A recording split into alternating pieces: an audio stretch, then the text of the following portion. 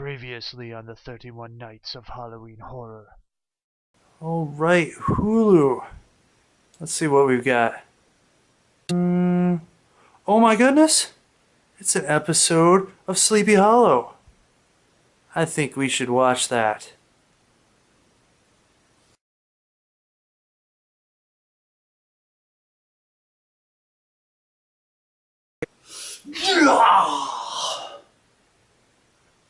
Welcome back, everybody.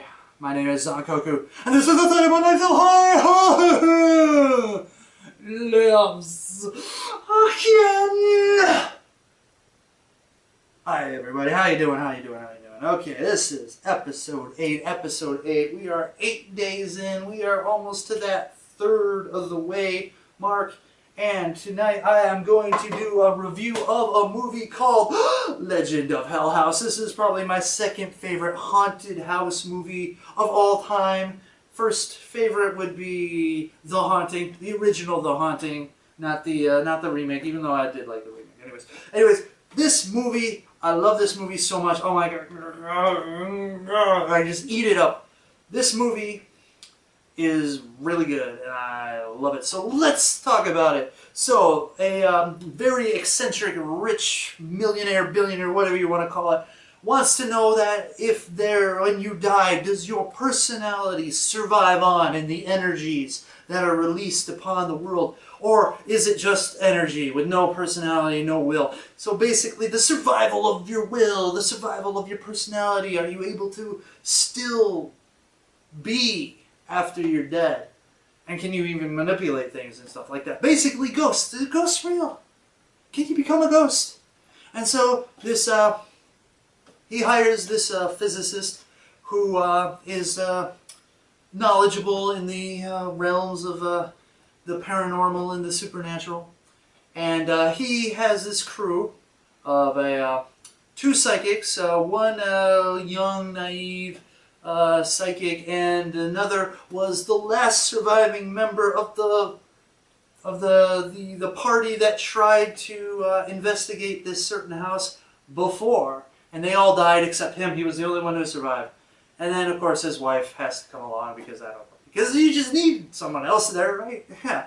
Anyways, so what are they investigating? Well, they're investigating Hell House. And Hell House is a house that was owned by another eccentric rich person who was also psychotic, almost in like a Caligula type fashion, known for rape and murder and orgies and sexual depravity and torture and evil demonic stuff, and you know, a whole bunch of people died in his house, and he disappeared, and ever since then it had the reputation of being haunted. And of course there was a team that went to investigate, and they all died except for the one guy who's now coming back, and he's only coming back because it's a paycheck for him. He wants nothing else to do with this freaking house, and he closes his mind and his psychic abilities to it for basically the whole entire film, because all he wants to do is get out and get paid. Cha-ching.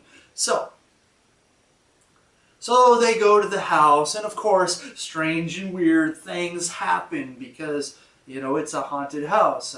The wife starts to get visions of erotic things, and she starts feeling all sexy and tries to come on to the other people in the house. The one young, naive psychic is probably way over her head and didn't expect there to be this much energy in there, and she starts, you know, feeling like the entities and the spirits, and she's getting really affected to it, and to a point where there's a, well, we'll talk about that later. And of course the cold, calculating, logical scientist doesn't believe any of this. In fact, I like the fact that this movie kind of gives you a little scientific edge into the whole haunted house phenomenon, saying that you know, people die and their energy remains within the walls of the home, and so if, you know, enough people die in there, there's a lot of energy in there, and that's what haunted house phenomenon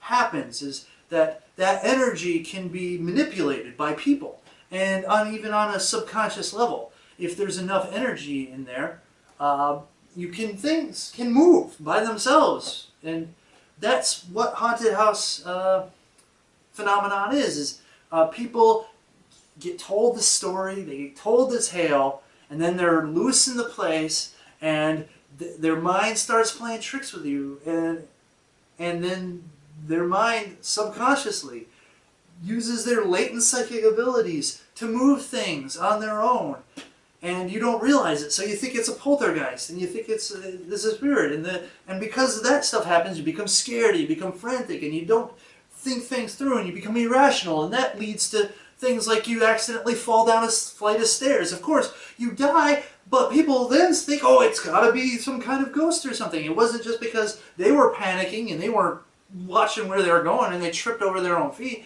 Things like that. All the accidents that happen, all the deaths that happen are because they fooled themselves into thinking it was real, and because of the energy, their mind in the subconscious level made it kind of real, and then they got spooked and they panicked, and then they lost their wits, and then that's how the tragedy happens. And I thought that's just a really awesome way of like putting it in. Like, the concept itself is really good, and it's not like anything else I've ever seen in a lot of other haunted house movies. And this movie was in the 70s, so it was not like they had 1,000 stories before this that they, went, well, let's do something different. Maybe let's try the little scientific approach.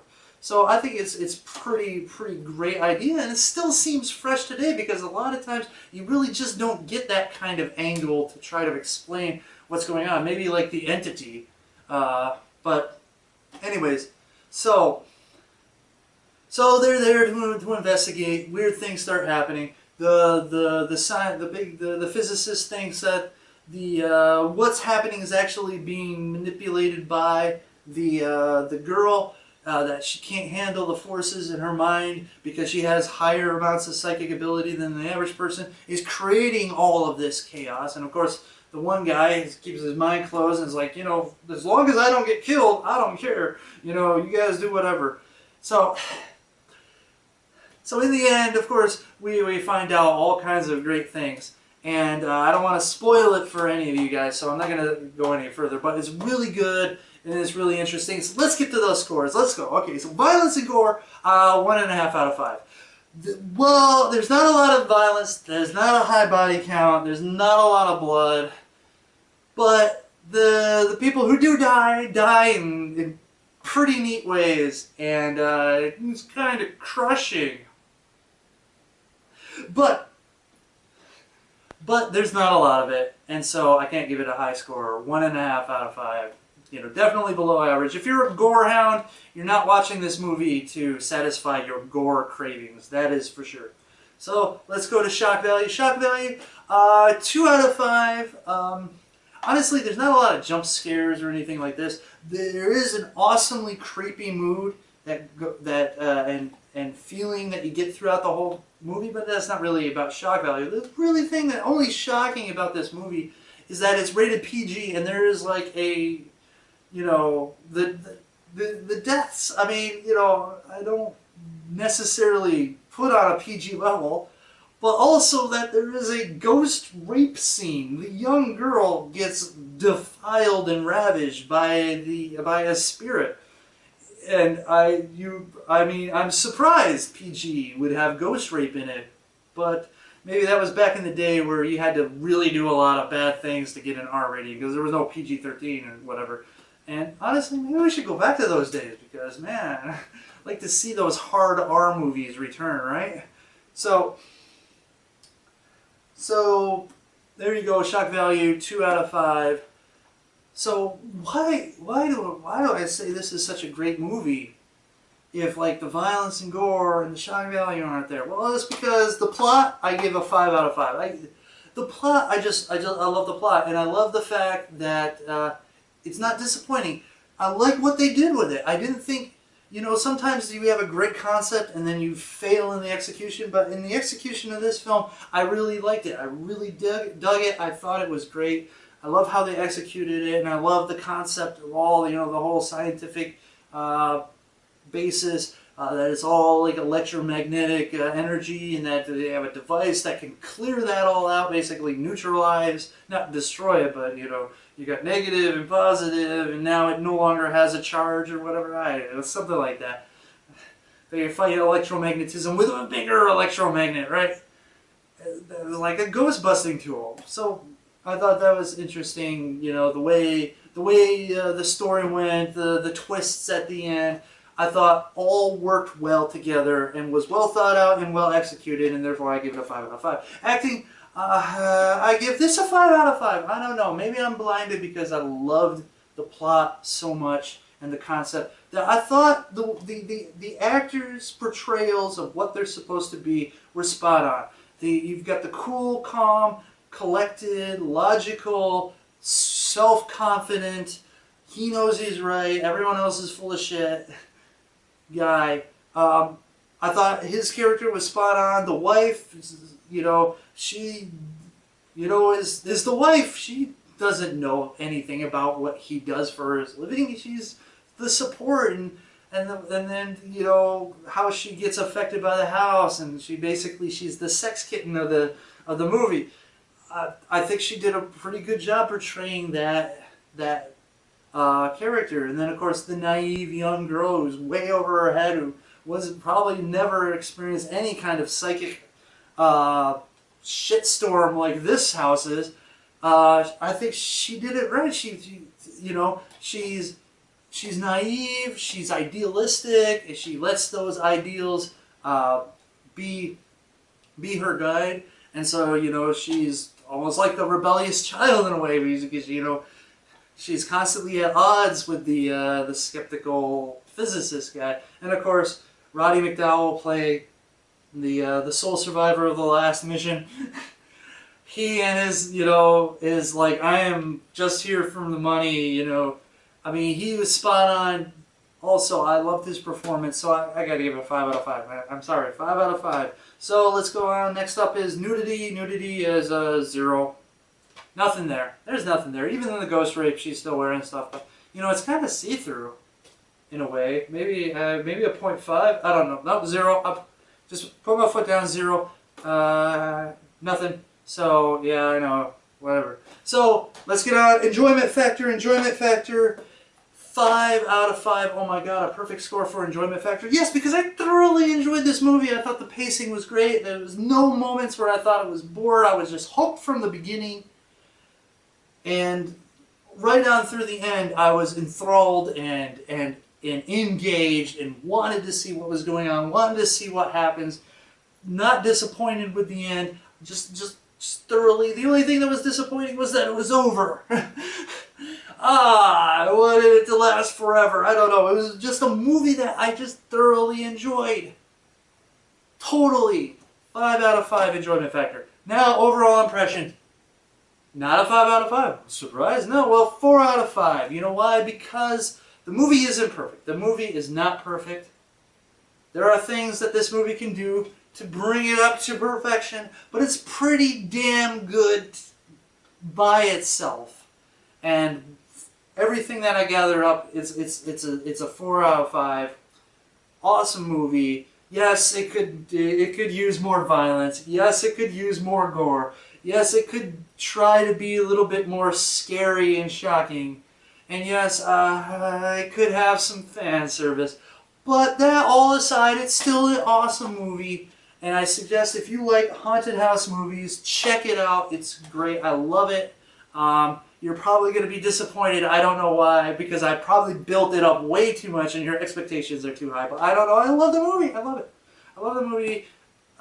If you want gore and violence and nudity and sex, and maybe not so much. But a great haunted house movie that goes at it from a different angle, I'd say check it out. Solid film. Oh yeah, by the way, the average score would be 3.3. 3.3333. I'll just say 3.3.